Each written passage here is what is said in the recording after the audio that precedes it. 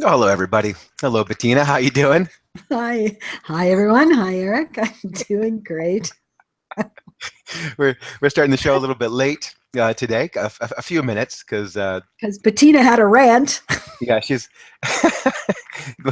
you bought some furniture from Walmart and a month ago, and after sitting at home waiting for it to be delivered for 2 days, still hasn't come.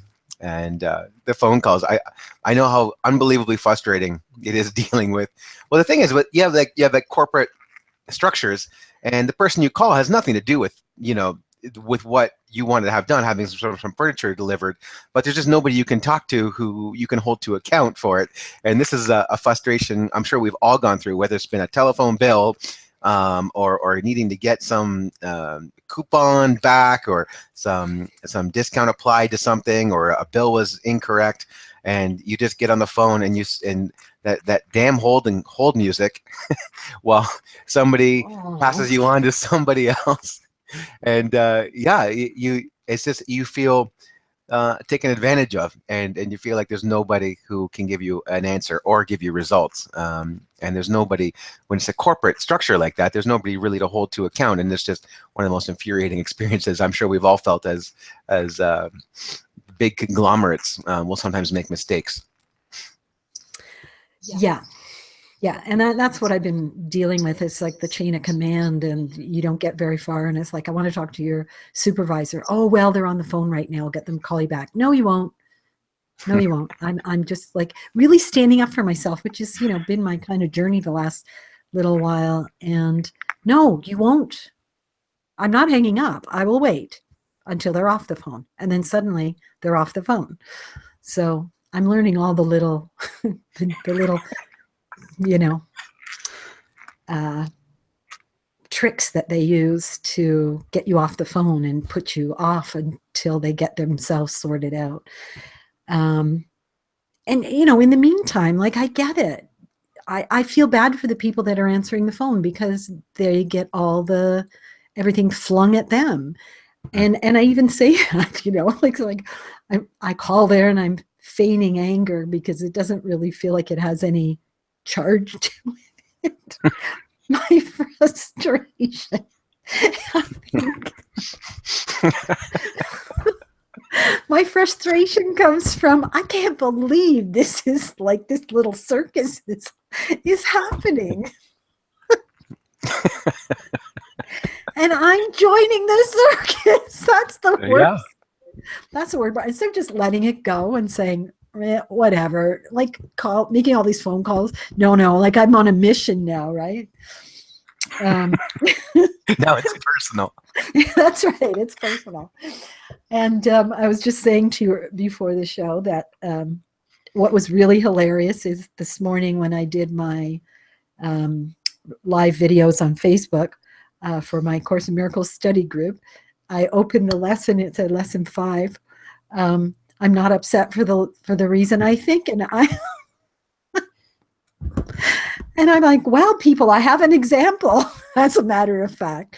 And I used that as an example, which was, perfect. Thank you to the universe for giving me material to work with, so that I can, do my teaching. But really, like I'm seeing the futility of it, and the fact that um, I I even think I can control it. I can't. Clearly, this is way out of my control. Um, it might be down to the like one day the warehouse is finally empty, and then there's this one shipment and it's mine. It's 2024. Yeah, exactly. But anyway, um, so yeah, I mean, it's been interesting, and it's been about, I keep calling up and I'm saying, like, can you imagine how frustrated I am? Can you imagine, you know, would you say if you were being treated this way? And I give them the whole long story every time. Can you imagine how you would feel if you were being treated this way? The frustration you would feel. Do you think this is acceptable customer service? Oh no, Mrs. Goodwin. No, we don't. No, this is terrible, and I apologize. And apologies without action to back it up are um, really falling on deaf ears now. Yeah. So So yes, it's going to come tonight. Yes. This is like the seventh time you've expected it. It's a good thing it's raining, and it's been raining for days. So yes, you're not putting Because put out. I'm not out there sitting on the pavement going on the patio going, I could be sitting on furniture right now, Your But frustration anyway, would be magnified from where it is now. definitely. I'd be calling for myself out on the patio. But yeah, it's really interesting. And so when I did read, so to be more serious about it, when I did read that lesson this morning, I thought, yeah, this really is a good example of I'm not upset for the reason I think. And I started looking at it, and I did start seeing the real reason I'm upset is because I feel not valued. I feel dismissed. I feel unimportant. All sort of issues that have sort of followed me along most of my life. So again, it's that whole idea that certain experiences will push against those ideas and beliefs about yourself, and that's the great thing about A Course in Miracles is it will bring you right back to the truth, and that is the truth. So yeah, it's been a really interesting lesson. Now I think I'm just going to let things lie, because I can't control it, and so I can only have myself to be upset for spending all this time trying to control it. So I am not upset for the reason I think.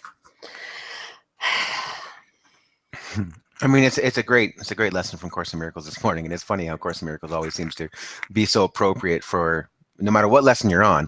It seems like you can always apply it to today in your life, and you couldn't have a better example.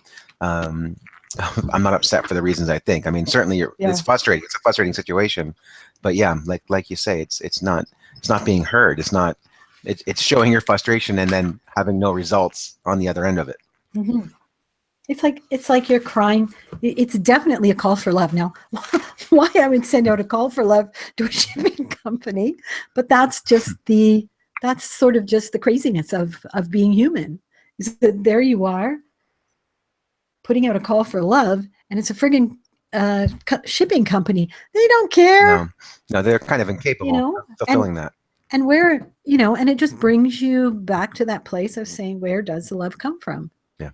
It's not coming from out there, least of all the so the other one, what lesson was it? I'm sort of doing two lessons at the same time because I'm in my group that I'm presenting. I've started at the beginning again. And in the group that I belong to as a member, we're at lesson 125. So today's lesson in that group was, in quiet, I received God's word today. So, I mean, both of them were kind of telling me like, hey, settle down. Yeah.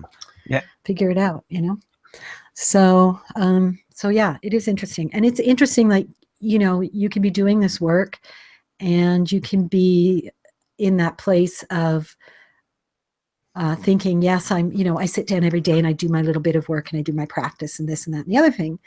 But then you realize when you walk into real life that that's where the real work is. That's where the real practical work happens, where you put into practice in your daily life that which you have learned in your structured practice period. So, yeah, I mean, and that's what I've always been about, is that it's all well and good to learn all this theory about spirituality and personal growth and deepening that relationship with the loving presence. It's all well and good to read about it and theorize about it. But what it's really about is putting it into practice in your daily life on a day-to-day basis. So I'm trying to be a good example of that. Yeah. And as much as I can. Yeah. And I think that's what makes it such a great example, is that it's something that's a real trigger in our lives. It is easy to say, oh, well, I'll just sit in quiet and, become spiritual about things. But it's in situations here where you're really, really triggered about a frustration or something going on in your life. And it's like, can you do it now? Can you do it now when your frustration's at an 8, or when your upset's at a 9? About a situation, it's easy when those numbers are at a 3 out of 10. But when it's here, it's like, how can I use the tools I know, and use the things that I've learned to control my inner experience in the rest of my day. And like you say, I have very little control over it other than keep asking. I mean, what can you possibly do other than find out where the shipping company is, drive down there yourself and look through their warehouse? There's nothing you can do. And in this example, or an example that you have with an upset with a family member, and you feel like you just can't let it go. This is where the real challenge is, and this is where the real growth can happen. So in a way, it's like, thank you for the opportunity to really put these things to the test and see if I can control my inner experience, see if I can put these new principles to work in my life, and really see the difference in how I react to it today as how I would react to it 4 years ago. Yeah, absolutely. And the thing is, like, I see the humor in it, because I see how, as human beings, the things we do sometimes to feel peace, I mean, it's so crazy and it's so ridiculously funny. And so I do see the humor in it too. And I think it's really important when you've gotten to that place where you are applying all of this knowledge to your daily life, to see the humor in it too, to have a sense of humor, to not be so heavy about it, to remain in a place of lightness, as in just laugh at yourself for being human and for the silly things you do as a human being, and be aware of doing it differently the next time around. Yeah.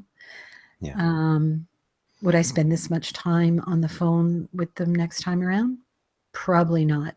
I mean, I've had issues like this in the past with companies, and not been on the phone this many times, but the shopping channel. I ordered something from them, and there was they sent me the wrong model of the item. And for almost a year, they kept saying, yeah, they were looking into it, until finally I called them and I said, I have a picture of your CEO up on my computer screen right now. Do you really want me to call him? And then the next day I had the new item. So, but I don't think I would go to this extent and allow it. See, it's not about not doing it. It's not about not trying to follow up on things and get satisfaction from having whatever it is delivered, or whatever it is exchanged, or your problem solved in that physical sense of dealing with companies and stuff. It's about how much peace can you feel while you are going about doing it. Mm-hmm. If it's pulling you out of your peace, then really, why? That's what you've got to look at. Mm-hmm. But if you're doing it and you feel a sense of peace, you're just doing the follow-up. Now, the fact that I've called them 3 times today, or whatever, just today, sort of leads me to believe that I am not in a place of peace when I am dealing with this. And clearly, because it's been so frustrating to me. So that's what I have to work on. While I'm still trying to resolve the issue, I should be finding my way back to peace. And that is through that whole idea of, I'm not upset for the reason I think. And so really getting down to the real reason I'm upset and dealing with those issues inside myself. And then the furniture will probably be delivered, right? Because I've now done the lesson. That's my reward for doing the lesson. Yeah.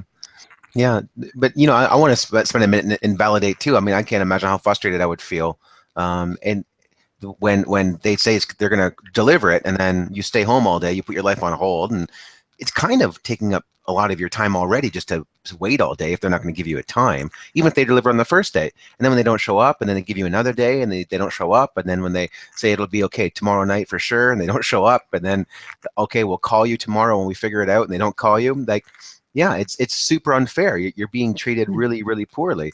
And that's, coming from that and having example after example after example of like triggering this total unfairness of the situation. And it's almost like you almost start looking at yourself too, because it's like, well, if I knew it was going to be like 6% of this trouble, I would have just gone and rented a trailer and drove it home myself. Like, this is supposed to be a convenience. They're delivering my furniture. Yeah. We could have taken care of it. We could have brought it home. And so it's incredibly frustrating. And yeah, I think, when you say, can I do it with peace in my heart, or in my energy? The big thing for me when I go through these things is that changing the story behind it. So long as I'm focused on the unfairness of it, and boy, that can trigger tons of stuff from our childhood through all areas of life, through employment, everything. And we just feel like, God, I'm just sick of being not seen and not having an influence, or not having any, nobody's recognizing my presence or my feelings about this thing. And if we can change the story behind it to maybe something more lighter, or something more comical, or in a way now it's like a competition, and something more fun and more life-giving, than coming at it from God, like I just feel totally taken advantage of. Both are true, but how our internal environment will be determined is by the story that we are approaching this issue at. Yeah. And I was watching a bit of Byron Katie yesterday, and just sitting there watching her work with people, and seeing how she is able to help them turn it around, and recognize that whole idea of, if I'm not feeling respected, then I have to really look at how I'm respecting myself. If I'm respecting myself, if I'm not feeling loved, I need to turn it around and look at, am I loving myself? Am I even feeling connected to the love?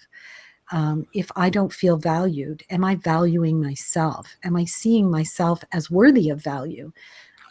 If I'm not, then I'm doing myself a disservice, and I can't expect other people to be of service to me if I am not of service to myself.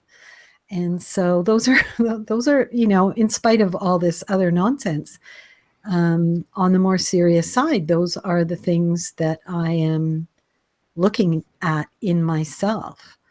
That being said, I've had so many other sort of revelations over the past week, and come to a place of peace on some other things that I was dealing with, that and watching the Byron Katie videos yesterday really helped me with that too. And so it's kind of a real,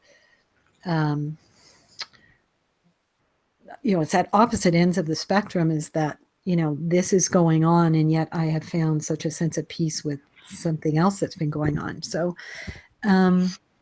yeah, it's just how interesting life is, and how there's always something that can be presented to you to, show you where you need to go. And truly, I have been asking to be shown the truth. And that's exactly what I've been shown this week, is the truth. And the truth is, nothing is being done to me. I am creating all the circumstances that cause me pain. And that's sometimes a hard pill to swallow, but it's the only pill that's going to bring you back into a place of happiness and contentment and peace. Yeah. I really like your point about, the Byron Katie video. And if I feel disrespected, or I feel like I'm not, being shown my worth by somebody else or by some circumstance, well, how are you showing up for yourself, and how are you respecting yourself, and how do you treat yourself with worth, and how do you have an idea of yourself, of worth? And I think that's really is really, really powerful. And it can be a little bit confusing the first time hearing it, and that's why I love Byron Katie so much, is because it's so, in a way, it's so simple, the way that she does all of her videos, and all the work that she does with somebody who comes and sits in that nice armchair beside her. It's always the same module, really. And yeah, it's how am I taking care of myself? And I was having this great conversation where this was just applies to me just a couple of days ago, having this great conversation about how do I not care so much about what other people think, or how do, in the colloquial terms, how do I not give a fuck about so many things? And it's well, you decide for yourself what standard you have for yourself. How when you treat yourself really well, and with a great deal of respect, then if the world or somebody who shows up and doesn't treat you with that, then it's easy to ignore. You don't have to give them the power to re-trigger you into, maybe I'm not worth so much. Maybe they are right, and I am incorrect in my thoughts and my feelings about something. And I feel like that's a universal truth that Byron Katie just always comes back to, and I love it. Yeah, it doesn't have to register if somebody treats you lower than your standard of how you treat yourself. Yeah, absolutely. And it's not what somebody says that causes us to feel upset or hurt or angry. It's our thoughts about what somebody says that cause us that hurt and pain. Yeah. And so the only way to change that is not by changing the other person, but by really looking at the belief in the thoughts that pop into our head and that we grab onto and hold onto as if they're gold, because it's what we've always thought and what we've always believed. And goodness me, if we accept a little bit of change in our lives. But that is the thing that's going to bring us into peace, is to understand that the suffering is not coming from someone else. It's something we create ourselves, and we do it through the belief of the thoughts about what is happening. Sounds very simple, but to apply it to day-to-day life, again, it's not an easy thing to do. But that's the only magic pill you'll ever find. Yes. To be happy. Yeah, it really is it really is a magic pill. And it was it was my first lesson. It was my first massive, just blow me over lesson when I first came into these books. I'm talking like the first one when I was like 16, 17, and I realized, that you have this idea of yourself, and if you are going to allow somebody else, is giving away your power. It's like you have all the power at every moment. You can choose to have it all inside of you. But if somebody has a critical word or in a situation like this, you have to take that power and you have to give it to them and be like, maybe your criticism does have, merit. Maybe you should make me feel bad. Maybe I shouldn't feel worthy. And you gave them that power.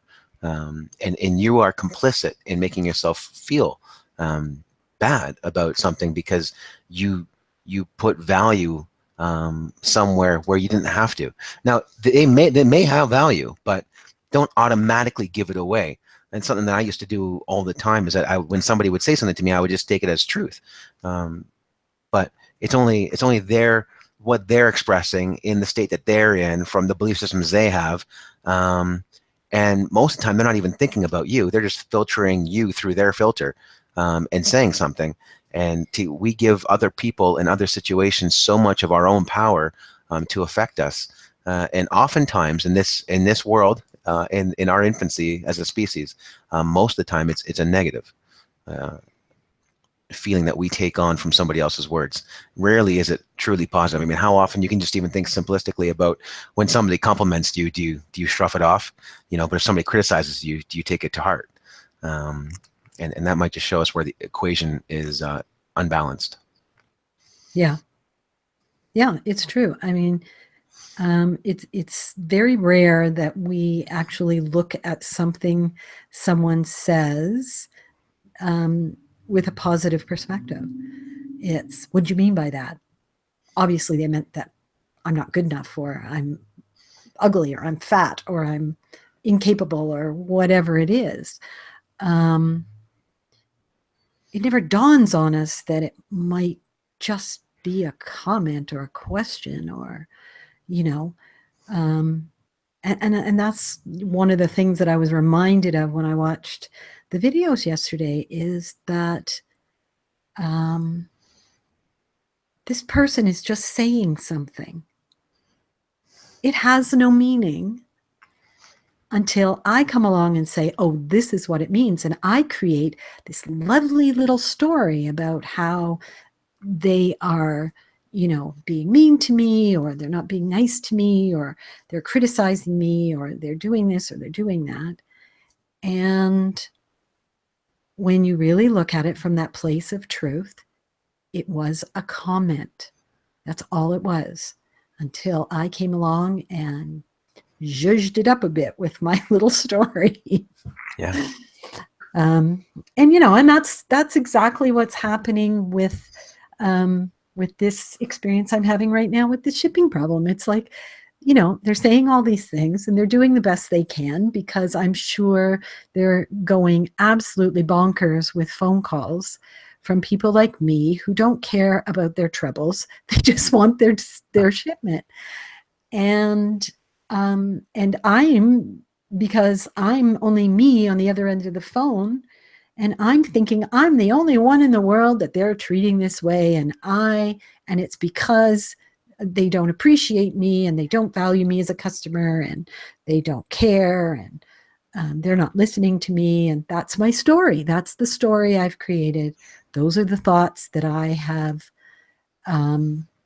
decided to latch on to and hold on to for dear life, because, God forbid I should let them go and perhaps look at it from another perspective. Because we go with what's comfortable with us, and sometimes feeling uncomfortable is comfortable. But I think it's much better to ask for the truth, and then, oh, by God, be ready for what you get, because it's going to be rough sailing for a while, but once you're through it, it's amazing. It's an amazing freedom. So Yeah, you took that right where I was going to take it. Yeah, we take what happens and we make it fit, and if we follow the ego, we make it fit into a disempowering narrative, and then that we have about ourselves, and then our emotions follow from that, and we suffer in just the way the ego wants us to. Yeah. In the way that hurts us most, in our most weakest spot. And the thing is, the ego doesn't want us to be happy. No matter what you think, the ego never wants peace. It never wants you to be happy. It always wants to create a problem, because that's how it holds power over us. Yeah, it's how it remains important. Yeah.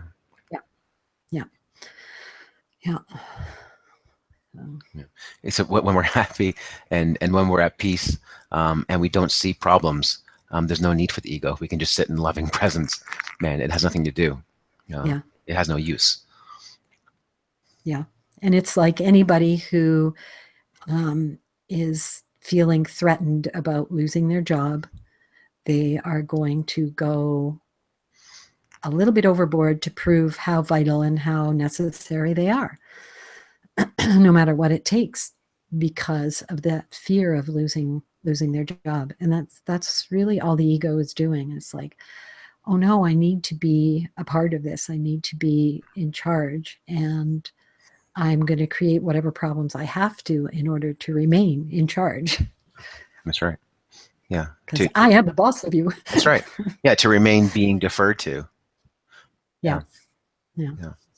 Yeah. It's amazing. And it's no wonder why so many psychologists and who are at the fore at their time talk about the ego. It's a fascinating aspect of our brains, of our makeup. And it's also fascinating that we can take back control from it the moment we decide to. Mm-hmm. Yeah. Yeah. Well, that was a good episode. I know that when I got you, you were still on the phone. In fact, with Walmart. Yeah. So I mean, it was super fresh, and you described the situation to me, and then we took the show live. But I waited a few seconds for you to pat down your hair and Yes. get Get all myself straightened. back into. Yeah. And Well, even so, even though it was still so fresh, it still didn't have a huge charge to it. It was just, you got to see the humor in it. And I mean, we are making a huge joke of it around the house. It's like, yeah, Peter's good at that. Really? Yeah. Really, it's coming? Yeah, I don't think so. And then I said, they're holding my furniture for ransom. Don't you understand? Yeah. That's right. That's right. It's like the Iran crisis. Yeah. They're probably all out in the warehouse in their little shipping warehouse sitting around on my furniture. Yeah, it's probably true. I know. And they're all laughing at me because I'm calling all the time and they're going, ha, ha, ha, she thinks she's getting it this week. That's all happening. Yeah. Yeah. They probably haven't got time to have a bathroom break, let alone with all the phone calls they're getting. So but I mean, that's it. That's the stories we make up, right? We make up stories like, oh, they're probably laughing at me and they don't care about me and blah, blah, blah, blah, blah. In the meantime, they're probably stressed out of their minds because of me and many other people who are having the same issue. But that's not what we do. That's not what the ego does. The ego says, no, it's all about me and it's all about how I'm being hard done by. Yeah. And I can go there just as easily as the next guy. Yeah. But I can also pull myself out of it because I have that practice under my belt and I have that foundation. So yeah, and be willing to talk about it, which is so great because it's a really valuable show. Because my God, we've all been there. Like we've stark raving angry at a situation that we have no control over and seem to have no we're getting no recognition from. So thank you for making it. When I asked you, nervous, well, can we just make this the show? Yeah, you know me though. Yes, sure. I know. Yeah, I know. You're so great with that. Well, how do you feel about finishing us off with a meditation to finish our show? Oh, I probably could use it. Good. Fantastic. All right, so let's close our eyes and take a deep, deep breath in. Right down deep into the belly. Feel that beautiful energy that oxygen can bring us. Go right into every fiber and every molecule of your body, bringing you back to vibrant life and experience and feeling very connected to the loving presence that always sits deep within us, waiting while we feel the anger, waiting while we feel the fear, waiting while we grieve, while we feel guilty, while we feel shame, while we feel ugly, unvaluable, invaluable, while we feel incapable or not good enough. We feel all these things. They move through us. Sometimes we hide from them. Sometimes we run from them. Sometimes we push them back down and go into denial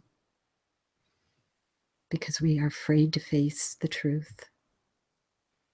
But all the while, that loving presence is patiently waiting for us to return home to that very loving presence that is the foundation, the source, the very center of who we are. And so remember this. Remember who you are. Remember that it is never lost, only forgotten. It is never gone, always present. Never abandoning, always waiting for your return. And when you're ready, wiggle your fingers and your toes and bring yourself back to the world. I really liked your line about knowing, who we are and the value and the work that we have, and that it's never lost. It's just forgotten. Mm-hmm. And it's always there waiting to return. Yep. If we can quiet all the noise. Yep. It is. Well, thank you everybody for joining us, and Bettina for sharing off the back of a very prescient thing going on. You're welcome. Have a great week, everyone, and stay tuned next week. See if I got my furniture yet. That's right. Yeah, it'll be an ongoing update. It'll be hilarious. Yeah. All right. Thank you, everybody. Have a great week. Have a great week.